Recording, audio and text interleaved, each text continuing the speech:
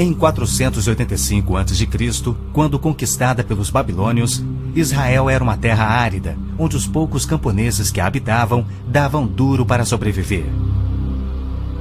Esta era a terra que Deus havia prometido para Abraão, Isaque e Jacó, e aos seus descendentes para sempre. Toda a terra que você está vendo, darei a você, Abraão, e a sua descendência para sempre. A terra não poderá ser vendida definitivamente, porque ela é minha. O povo que orgulhosamente habitava a terra prometida foi dizimado, espalhado e levado à Babilônia, onde passou 70 anos, conforme predito por Jeremias. Toda esta terra se tornará uma ruína desolada, e vocês estarão sujeitos ao rei da Babilônia durante 70 anos. Muitos judeus haviam voltado a Jerusalém para reerguer o templo, mas o resto da cidade estava em ruínas, suas paredes derrubadas e portões queimados. Em meio à desolação, Deus inspirou o profeta Zacarias a proferir uma das profecias mais notáveis já registradas. Ela predizia o período bíblico conhecido como os últimos dias. Farei de Jerusalém uma taça que embriague todos os povos ao seu redor. Farei de Jerusalém uma pedra pesada para todas as nações. O cumprimento dessa profecia, após o admirável renascimento de Israel em 1948, é constatado pelo mundo todo. Exatamente como previsto na Bíblia, ao invés de Nova York, Berlim ou Moscou, a pequenina Jerusalém é o fardo maior dos países do mundo. O peso que ela tem é tal que o Conselho de Segurança das Nações Unidas dedicou quase 1/3 das suas deliberações a Israel, que representa apenas 1/1000 da população mundial.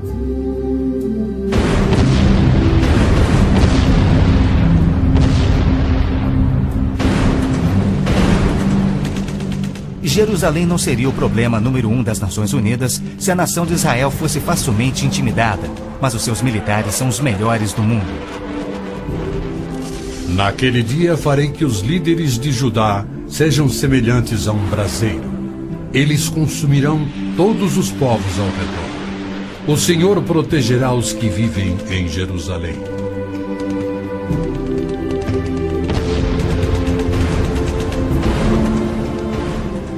E exatamente como previsto, Israel tem devorado quem o ataca, vencendo todas as guerras, apesar de enormes desvantagens.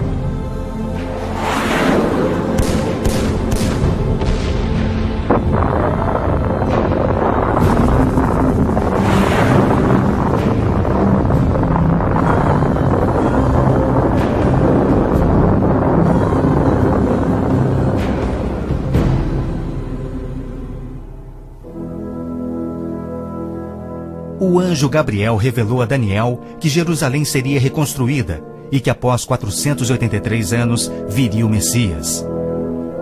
E que seu próprio povo, o povo de Israel, o rejeitaria e o crucificaria.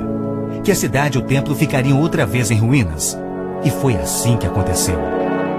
Depois o ungido será morto e já não haverá lugar para ele. A cidade e o lugar santo, o templo, serão destruídos pelo povo do governante que virá. Jesus entrou em Jerusalém no dia exato da profecia, foi aclamado como Messias e depois rejeitado. Jesus mesmo profetizou: Eu lhes garanto que não ficará aqui pedra sobre pedra, serão todas derrubadas. E serão levados como prisioneiros para todas as nações. No ano 70 DC, exatamente como Cristo previu, os exércitos romanos, sob Tito, saquearam Jerusalém, derrubaram o templo de Herodes e não deixaram pedra sobre pedra. Mais de 1 milhão de judeus foram mortos e o remanescente espalhado pelas nações.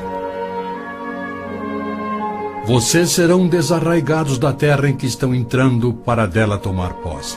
Então o Senhor os espalhará pelas nações, de um lado ao outro da terra. Os profetas de Israel também previram o antissemitismo, que perseguiria os judeus por toda parte. Vocês serão motivo de horror e objeto de zombaria e de riso para todas as nações. Espalhados entre as nações, os judeus têm sido odiados, perseguidos e mortos como nenhum outro povo, enquanto a estéril terra de Israel permaneceu de luto. Após sua visita em 1867, o escritor Mark Twain escreveu: Belém, a terra em que os anjos cantaram não é habitada por criatura alguma. A Palestina se recobre de pano de saco e cinzas, desolada e sem beleza. Em outra de suas profecias admiráveis, Jesus declarou: Jerusalém será pisada pelos gentios, até que os tempos deles se cumpram. Jerusalém foi disputada por todos os grandes povos da história. Babilônios a dominaram, depois os medo-persas. Alexandre o Grande tomou a Palestina para os gregos em cerca de 300 a.C. Depois foram os egípcios, seguidos pelos assírios e então os romanos. Invasores islâmicos se apoderaram dela, mas foram depostos nas cruzadas. Mais tarde, os mamelucos islâmicos do Egito a tomaram. Depois, os turcos otomanos reinaram por 4 séculos. E ao longo destes séculos, os judeus ali viveram e sofreram. O pleno cumprimento das profecias bíblicas sobre Israel, Jerusalém e os judeus é a prova incontestável da existência de Deus e da veracidade bíblica. Muitos pensam que as cruzadas católicas libertaram a Terra Santa para os judeus, quando, na verdade, massacraram os judeus e tomaram a terra para a Igreja Católica. O Papa Urbano II, que organizou a primeira cruzada, desafiou seus seguidores a seguirem a estrada para o Santo Sepulcro, tomando a terra daquela raça malvada e sujeitando-a ao seu domínio. Hordas de voluntários, ostentando a bandeira da cruz, massacraram os judeus, a linhagem terrena de Cristo. Isso por todo o trajeto a Jerusalém. O líder da cruzada, Godofredo de Bouillon, jurou que se vingaria pelo sangue de Cristo, matando até o último dos judeus. Ao tomarem a cidade de Davi, seus homens perseguiram os judeus até a sinagoga e atearam fogo nela. Os papas subsequentes trataram os judeus como leprosos sem qualquer direito. Entre estes, Pio VII, Leão XII, Pio VIII e Gregório XVI. O abuso de Hitler contra os judeus alemães antes da Segunda Guerra descortinou um antissemitismo fervilhante que se estendeu por todo o mundo. Ao navio transatlântico St. Louis, abarrotado com 1.100 refugiados judeus, foi negado acesso a todos os portos nas Américas do Sul, Central e do Norte. 700 destes tinham vistos de imigração para os Estados Unidos, porém o presidente Roosevelt os enviou de volta para morrerem nos fornos de Hitler. Até mesmo a Suíça rejeitou os judeus, devolvendo-os aos seus assassinos, e serviu como banqueira de Hitler, guardando para os nazistas bilhões de dólares em ouro e dinheiro roubado das vítimas judias. No final da Segunda Guerra, a promessa de Deus de retornar o seu povo à Terra Prometida parecia mais absurdamente ilógica do que nunca. 6 milhões de judeus perderam a vida no Holocausto de Hitler, um fato que muitos continuam a negar. Embora Adolf Eichmann relatou, enquanto prisioneiro, que o massacre dos judeus foi o maior de todos os crimes, a maior dança funesta da história da humanidade.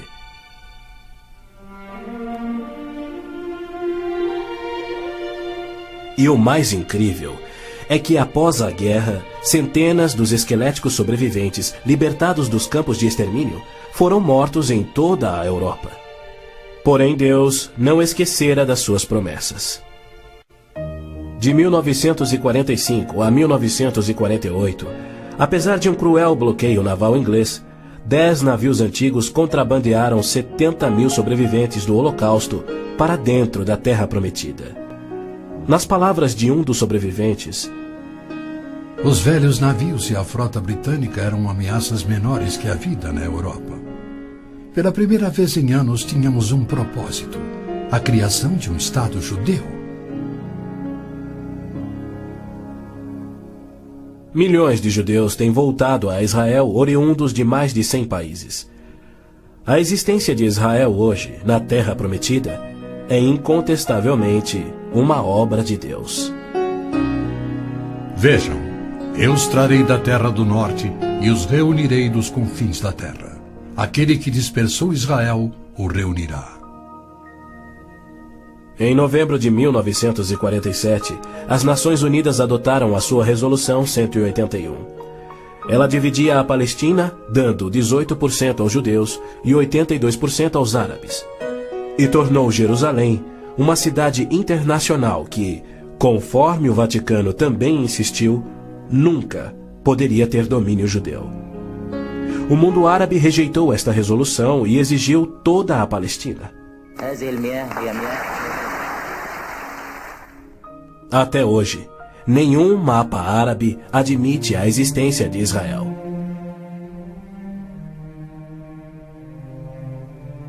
Em 14 de maio de 1948, Israel declarou sua independência.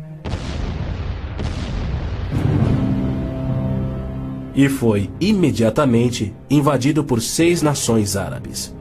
Seus soldados eram várias vezes mais numerosos que os colonos judeus e tinham superioridade indiscutível em armas, tanques e aviões. Tendo recebido da ONU uma faixa estreita e indefensável de terra, rodeada de inimigos dispostos a exterminá-lo, Israel deveria ter sido aniquilado. Porém, para a surpresa do mundo inteiro, que torcia para os seus inimigos, os colonos israelenses derrotaram os que buscavam destruí-los, exatamente como Deus prometera. E assim tem acontecido em guerra após guerra, à medida que seus inimigos têm tentado aniquilar Israel. Sim, é isto mesmo. A aniquilação é o seu propósito declarado. Os muçulmanos têm como dever religioso a exterminação dos judeus. Eles sonham com sua destruição e promovem festividades para honrar os assassinos dos inocentes cidadãos de Israel. O fundamentalismo islâmico começa a varrer o nosso mundo. O próprio Maomé declarou: A última hora não virá antes que os muçulmanos lutem contra os judeus e os muçulmanos os matem. Mas por que a imprensa chama os terroristas muçulmanos de radicais e extremistas? Na verdade, eles apenas estão sendo fiéis ao islamismo. O Corão ordena: Não tomeis por confidentes amigos os judeus nem os cristãos. Matai os idólatras, os não muçulmanos, onde quer que os acheis. Capturai-os, acossai-os e espreitai-os. Líderes muçulmanos, religiosos e políticos ameaçam os judeus como fazia Hitler na TV, pelo rádio e alto-falantes nas ruas e nas mesquitas. Quando Gaddafi brada: a batalha de Israel será tal que Israel deixará de existir, ele fala por todos. O extermínio de Israel é transmitido aos muçulmanos desde o aleitamento. Um ministro da educação da Síria escreveu: O ódio com que doutrinamos as mentes dos nossos filhos desde o parto é sagrado. Um livro-texto de adolescentes egípcios declara: Israel não viverá se os árabes forem firmes no seu ódio. E um livro de pré-adolescentes diz: Os árabes não desistem de trabalhar em prol do extermínio de Israel. É uma loucura Israel tentar firmar acordos de paz com inimigos como estes, mas a pressão mundial o obriga a isto. Na Guerra de Yom Kippur de 1973, milhares de tanques atravessaram simultaneamente o Sinai, oriundos do Egito, e descendo o Golã a partir da Síria num ataque surpresa cuidadosamente orquestrado. As forças militares de Israel estavam todas de licença, celebrando a mais sagrada de suas festas religiosas, levando, portanto, 3 dias para que se mobilizassem. 300 mil israelenses enfrentaram 1,2 milhões de árabes. Escapando por um fio da derrota, Israel sofreu pesadas baixas. Mas, em cumprimento incontestável da admirável profecia de Zacarias, de que as tropas judias seriam como fogo que consumiria as nações vizinhas, Israel expulsou os seus inimigos. Em retaliação por ter se defendido, 61 nações romperam relações diplomáticas com Israel, enquanto nenhuma nação repreendeu os árabes por seu ataque surpresa. Este tenso e custoso estado de alerta de Israel tem sido manipulado de modo a acusá-lo de perpetrador de violência infundada contra vizinhos amantes da paz. O antissemitismo é uma força motriz da mídia mundial, que é muito influenciada pelo dinheiro do petróleo. Não se veicula nenhuma crítica aos árabes e suas repetidas ameaças de extinção de Israel. Quando Israel deportou 400 terroristas do Hamas e do Jihad Islâmico por terem matado e mutilado centenas de seus civis, foi criticado pela mídia internacional e censurado pelas Nações Unidas. Mas quando o Kuwait deportou 300 mil palestinos, em sua maioria civis inocentes, a mídia fez pouco caso e as Nações Unidas ignoraram o fato. As Nações Unidas são flagrantemente pró-árabes e contra Israel. As chamadas Forças de Paz das Nações Unidas no Líbano abrigaram terroristas da OLP, ofereceram suas instalações para treinar terroristas, forneceram equipamento militar e auxiliaram as equipes de terroristas a caminho de atacarem Israel. Quando Israel se viu pressionado a ponto de invadir o sul do Líbano para expulsar a OLP, descobriu na área das Nações Unidas estoques suficientes de armamentos para sustentarem uma invasão de 1 milhão de homens. E a maioria, incrivelmente, era avançada demais para ser operada pela OLP e era obviamente destinada a uma invasão soviética. A ONU já condenou Israel mais de 370 vezes por ter se defendido, porém nunca condenou os terroristas ou os seus agressores. 2 anos após a Olimpíada de Munique, em que a OLP assassinou 11 atletas israelenses, Arafat, o seu líder, foi convidado para falar na Assembleia Geral da ONU. E foi recebido como herói, embora clamasse pela extinção de Israel. O então secretário-geral da ONU, Boutros Ghali, declarou: Os judeus devem abrir mão de sua condição de nação e do Estado de Israel para serem assimilados como uma comunidade do mundo árabe. O Domo da Rocha, no cume do Monte Moriá, está situado no coração de Jerusalém. Esta edificação de 141 mil metros quadrados inspira paixões tão explosivas que pode ser o estopim da Terceira Guerra Mundial a qualquer instante. Foi ali que Abraão obedientemente construiu um altar e colocou sobre ele o seu filho Isaque, disposto a oferecê-lo como sacrifício a Deus. Mas Deus o impediu e proveu um carneiro para substituir a Isaque. 900 anos mais tarde, há cerca de 3.000 anos, o rei Davi comprou aquele terreno santo de Araúna, o Jebuseu, para poder edificar ali um altar a seu Deus. E foi ali que Salomão construiu o primeiro templo. Do templo judeu, destruído por 2 vezes, não resta nada. Em seu lugar se ergue o Domo da Rocha, um imenso monumento ao deus islâmico da lua, o antissemita Alá.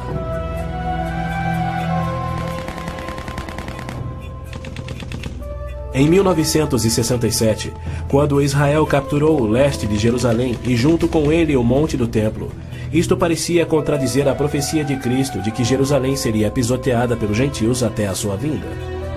Mas, incrivelmente, Israel imediatamente devolveu o Monte do Templo aos cuidados do rei Hussein da Jordânia.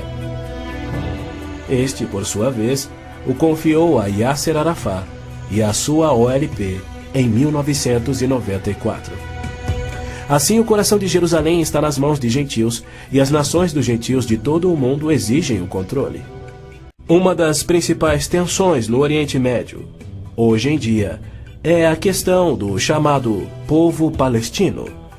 A Organização de Libertação da Palestina, a OLP, liderada por Yasser Arafat desde 1969, alega representar os palestinos. A OLP declara: Nosso conflito com o inimigo sionista não surge em função da demarcação de suas fronteiras, mas sim da própria existência de Israel. A OLP, como todos devem saber, é uma organização islâmica de terrorismo. Ela treinou as gangues de assassinos de Idi Amin, que mataram 300 mil cristãos negros em Uganda. Na verdade, a maioria das organizações terroristas em todo o mundo foram treinadas pela OLP. Arafat cometeu seu primeiro assassinato aos 20 anos. Sob sua liderança, a OLP se tornou a maior, a mais rica, a mais violenta e a mais sangrenta das organizações terroristas já conhecidas.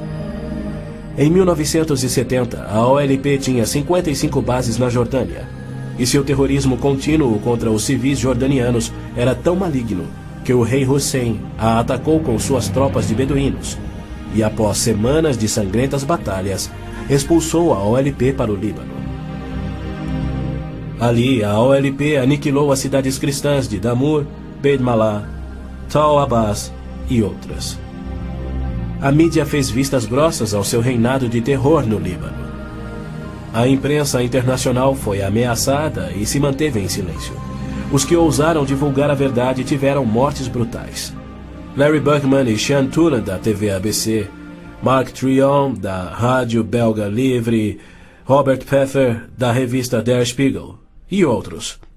Cerca de 300 mil civis libaneses foram mortos e mais de 100 mil das jovens sobreviventes foram engravidadas por estupros da OLP antes que Israel a expulsasse. Porém, novamente, Israel foi censurado. Ladies and gentlemen, Mr. Arafat, Chairman of the Executive Council of the Palestine Liberation Organization, His Excellency Yitzhak Rabin, Prime Minister of Israel, the President of the United States. Quaisquer tratados de paz com a OLP têm como propósito único enganar Israel. O modelo que os muçulmanos seguem hoje foi dado por Maomé. Em 628, ele firmou um tratado de paz de 10 anos com sua tribo Quraysh, em Meca. 2 anos mais tarde, ele atacou Meca, matando os homens e escravizando as mulheres e crianças. Arafat declarou publicamente: Em nome de Alá, eu não considero o acordo de paz entre a OLP e Israel mais do que o acordo assinado entre nosso profeta Maomé e a tribo Quraysh. A paz para nós implica na destruição de Israel. O primeiro passo é fingir a paz para ganhar territórios dentro de Israel, de onde possa lançar sua destruição final. Por incrível que pareça, Arafat e seus assassinos da OLP têm sido eximidos e celebrizados pela mídia mundial. Este criminoso, impiedoso e sadista recebeu um prêmio Nobel da Paz e é honrado como campeão da justiça em prol do oprimido povo palestino. Palestinos? Nunca houve palestino, seja povo, nação, língua, cultura, religião ou economia. As alegações de serem descendentes de um povo palestino que supostamente habitou uma terra chamada Palestina por milhares de anos não passa de uma mentira intencional. A terra era chamada Canaã e era habitada por cananeus. E o que fora Canaã tornou-se a terra de Israel quando Deus a entregou ao seu povo. Porém, uma história revisada que oculta a verdade é promovida nas melhores enciclopédias e livros, incluindo publicações cristãs. Aqueles que hoje se denominam palestinos são árabes, por berço, língua, religião islâmica e cultura. A origem do termo Palestina provém dos filisteus, os arqui-inimigos do antigo Israel. Em 130 d.C., os romanos reconstruíram Jerusalém como uma cidade pagã, tendo um templo de Júpiter no lugar do templo judeu. Provocados à rebelião, 500 mil de judeus foram mortos e milhares escravizados. Os romanos, irados, renomearam a terra de Israel, batizando-a de Síria-Palestina. Assim surgiu o termo palestino. Dali em diante, os judeus que ali viviam foram chamados de palestinos. Na Segunda Guerra, o exército britânico tinha uma brigada palestina composta por voluntários judeus. A Orquestra Sinfônica da Palestina era de judeus, assim como o Palestine Post era um jornal de judeus. Em 1948, árabes fugidos de Israel começaram a alegar que eles eram os verdadeiros palestinos e que a terra de Israel sempre lhes pertencera. E a mídia mundial promove essa mentira. Mas a verdade é que em 1948 os árabes ocupavam meros 3% da Palestina. enquanto que a posse de Israel data de 4.000 anos de quando Abraão adquiriu a caverna Macpela em Hebrom. Ali Abraão sepultou sua esposa Sara, e ali estão enterrados Abraão, Isaque, Rebeca, Jacó e Lia. Em Hebrom, Davi foi coroado rei. É um lugar sagrado para os judeus e não tem nada a ver com os árabes ou com o Islã. E ainda assim os muçulmanos ignoram a presença contínua dos judeus por 3.000 anos e dizem que Hebrom é sua. Construíram uma mesquita e estão determinados a expulsar todos os residentes judeus. Há meio século, o mundo convive com o problema de centenas de milhares dos autodenominados refugiados palestinos da guerra pela independência em 1948. Em mais uma mentira típica, a mídia internacional acusa os judeus de impiedosamente desalojarem a população nativa. Mas, na verdade, foi o alto comando árabe que os instruiu por rádio a deixar rapidamente a Palestina enquanto eles massacrariam os judeus. Uns 350.000 fugiram. Muitos ficaram. Os que ficaram hoje são cidadãos israelenses e atualmente compõem uns 16% do eleitorado de Israel. A Jordânia anexou o território palestino designado pela ONU, expeliu todos os judeus, destruiu as sinagogas judaicas e renomeou de margem ocidental as terras conhecidas por Judeia e Samaria desde os tempos bíblicos. Apesar dos milhões de dólares em jazidas de petróleo e uma área terrestre 700 vezes maior do que a de Israel, as nações árabes se recusam a aceitar quaisquer refugiados de 48 e a dar-lhes vida normal. Somando milhões devido à sua alta taxa de natalidade, hoje eles são restritos a vergonhosos acampamentos de refugiados em Gaza, Jordânia, Líbano, Síria e na margem ocidental. Estes infelizes são mantidos assim para que seu infortúnio seja exibido como propaganda. Por outro lado, o recém-formado Estado de Israel, cuja população somava 600.000, absorveu rapidamente 820.000 refugiados judeus que fugiam das terras árabes, onde por 13 séculos, desde o advento do islamismo, eram sujeitados a surras e cusparadas nas ruas e mercados. Centenas foram brutalizados ou mortos pelos muçulmanos em surtos imprevisíveis de violência e tiveram suas posses confiscadas. O renascer de Israel propiciou um refúgio acolhedor para o qual fugiram. Israel já assimilou milhões de imigrantes. Mais de 1 milhão de refugiados ficaram sob o domínio de Israel nos acampamentos em 1967, na Guerra dos 6 Dias. Israel lhes oferece terras estatais, eletricidade, água, esgoto, pavimentação e escolas, e já construiu 9 complexos residenciais para abrigar 10.000 famílias. As nações árabes, incrivelmente, se opõem ao auxílio que Israel oferece aos seus refugiados. Ainda mais incrível é que as Nações Unidas adotam anualmente as seguintes surpreendentes resoluções.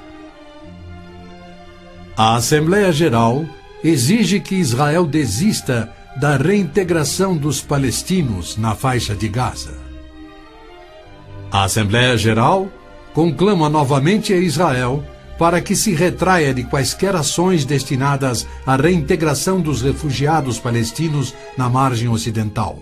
Se formos analisar a história, Jerusalém sempre foi a capital de Israel e seus reis. Hoje em dia, cedia ao seu parlamento. Porém, embaixadas estrangeiras se situam em outros pontos.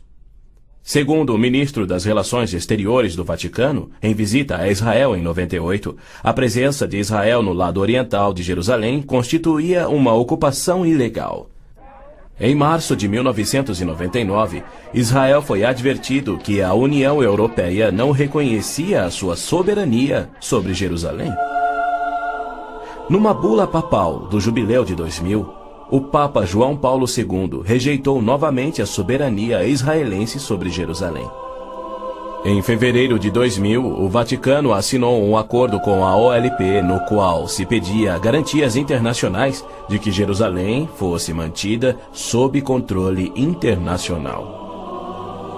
Os maiores inimigos de Israel são o Islã e o catolicismo romano. João Paulo II tem calorosamente recebido o fascínora Yasser Arafat diversas vezes, até mesmo quando estava no auge de sua carreira como um dos assassinos e criminosos mais notórios do mundo.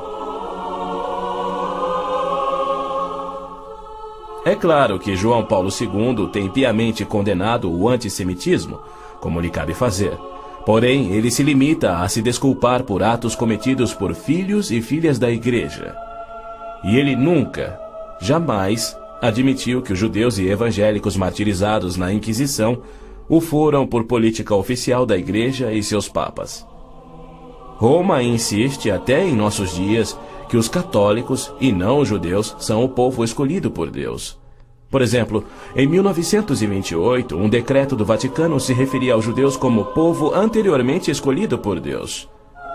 Em 1965, o Segundo Concílio do Vaticano declarou: a Igreja constitui o novo povo de Deus. A Roma Católica se denomina a Cidade Santa, a Cidade de Deus, a Cidade Eterna, títulos que Deus deu a Jerusalém.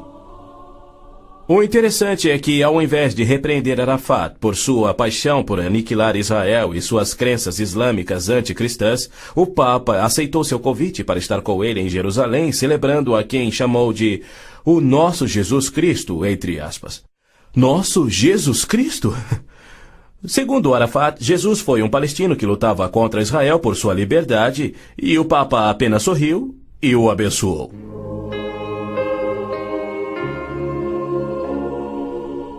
Os judeus culpam a Cristo e aos cristãos pelo antissemitismo do catolicismo romano.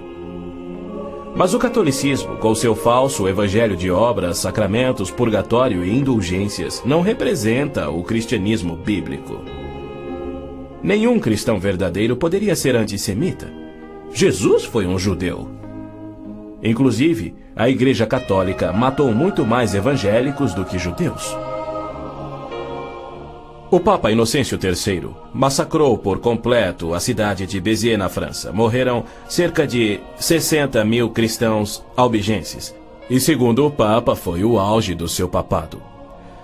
Os exércitos dos papas levaram um século para exterminar os albigenses e o mesmo destino foi imposto aos valdenses, huguenotes, husitas e outros. No massacre de São Bartolomeu foram chacinados 70 mil huguenotes, mais 200 mil foram mortos depois e 500 mil fugiram da França para salvar a vida. E como estes, há muitos outros exemplos. Hitler não assassinaria os 6 milhões de judeus se os séculos do antissemitismo romano não tivessem preparado o caminho. Em 26 de abril de 1933, Hitler relembrou aos representantes do Vaticano, Bispo Börning e Monsenhor Steinmann, que por 15 séculos Roma considerara os judeus parasitas a serem exterminados, e que ele lhes oferecia uma solução final para o problema dos judeus. Antes de se tornar o Papa Pio XII, o cardeal Eugênio Pacelli, núncio papal da Alemanha, entregou dinheiro do Vaticano a Hitler para formar o partido nazista. Ao se tornar Papa, Pacelli enviou uma mensagem de apoio ao Führer. Ao ilustre Herr Adolf Hitler, Führer e chanceler do Reich alemão. É com grande prazer que recordamos os muitos anos passados na Alemanha como núncio apostólico, ocasião em que fizemos de tudo para estabelecer relações harmoniosas entre a Igreja e o Estado. Agora, suplicamos ainda mais fervorosamente para alcançarmos este alvo. Era 1939 e os abusos de Hitler, bem como suas intenções para os judeus, já eram conhecidos em todo o mundo.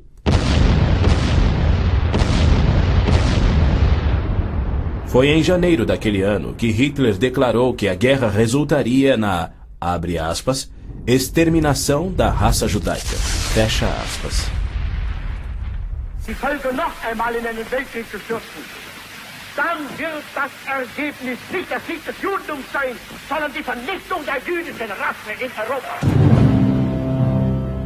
Após 4 anos, em 22 de junho de 1943, enquanto pairava a fumaça de judeus incinerados nos céus da Europa, o Papa Pio XII, em contraposição à promessa de Deus, escreveu ao presidente Roosevelt tentando dissuadi-lo de tornar a Palestina em terra judia.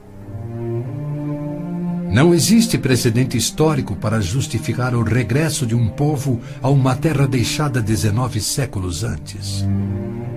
Se os hebreus desejam um lar, não seria muito difícil encontrar um território que lhes sirva melhor que a Palestina. Com o aumento da população judaica naquela região, graves novos problemas surgiriam. Sem precedente histórico, Deus o havia prometido. Pio XII nunca condenou o Holocausto em público. Tampouco buscou dissuadir Hitler do seu intento de aniquilar os judeus. Porém, ele se manifestou, de forma bem enfática, contra o regresso dos judeus à terra de Israel, que Deus lhes dera como herança eterna. Do mesmo modo, Pio X declarou em 1904: Não podemos reconhecer os judeus como povo. Em 1919, o cardeal Pietro Gasparri, secretário de Estado do Vaticano, escreveu: O perigo que mais nos amedronta é o da criação de um Estado judaico na Palestina. E quanto ao Islã, esta religião de violência tem sempre forçado conversões pela espada. Após a morte de Maomé, a maioria dos árabes abandonou o Islã, dando origem às famosas guerras da apostasia. Abu Bakr, o primeiro califa a suceder Maomé, matou dezenas de milhares de ex-muçulmanos buscando reimplantar o Islã. Até o início do século VIII, os ferozes guerreiros do Islã haviam tomado a maioria do Oriente Médio, muito da África e haviam quase conquistado a Europa. A violenta natureza do Islã é vista ainda hoje em multidões bradando "Allah é grande" e infligindo terror e morte sobre os não-muçulmanos. O Islã está por trás da maior parte do terrorismo no mundo. Hoje em dia, multidões muçulmanas periodicamente massacram milhares de cristãos, queimando e saqueando as suas terras.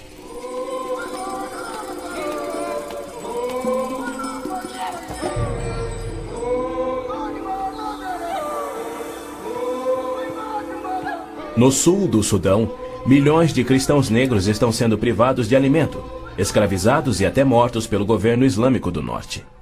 É verdade que os judeus foram mortos durante as cruzadas, mas isso foi contra o ensinamento de Cristo e seu divino exemplo. Já os terroristas muçulmanos matam como forma de obediência a Allah, em obediência ao Corão e ao ensino e exemplo de Maomé. Qualquer estudioso muçulmano concordará ser o dever sagrado de todo muçulmano em todas as eras praticar guerra santa o quanto for possível para forçar o mundo inteiro à submissão ao Islã. O Corão mantém mais de 100 versículos sobre lutar e matar neste propósito. Porém, a mídia internacional insiste em descrever o Islã como religião pacífica. Tony Blair, o premier britânico, classificou o Islã dizendo ser sinônimo da paz, tolerância, além de uma força para o bem.